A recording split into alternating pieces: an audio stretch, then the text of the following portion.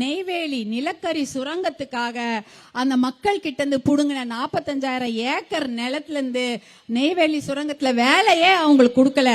நெய்வேலி மக்களுக்கு அவர்கள் கொடுத்த வேலை என்ன தெரியுமா? தரப்பு எடுக்கிறது, துடைக்கிறது, சுத்தம் பண்றது, இந்த வேலை தான். அந்த பில்டிங்குள்ளேயே அவங்க போகவே முடியாது. ஏன்னா அதுக்குள்ள முழுக்க முழுக்க வட மாநிலத்திலிருந்து வந்திருக்கக்கூடியவங்க தான் வேலை செய்யறாங்க. தமிழ் மக்களுக்கோ நெய்வேலி மக்களுக்கோ அந்த நிலத்தை அந்த நிலக்கரி சுரங்கத்திற்கு கொடுத்த மக்களுக்கு கொடுக்கவே இல்லை.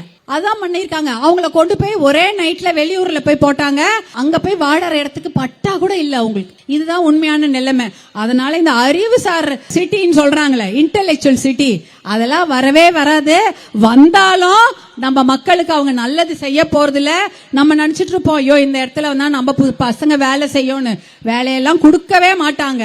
இதே வேலை இல்லாம அவங்கள வச்சிருப்பாங்க. என்ன அதிகமா கொடுப்பாங்க தெரியுமா? சாராயம் தான் கொடுப்பாங்க.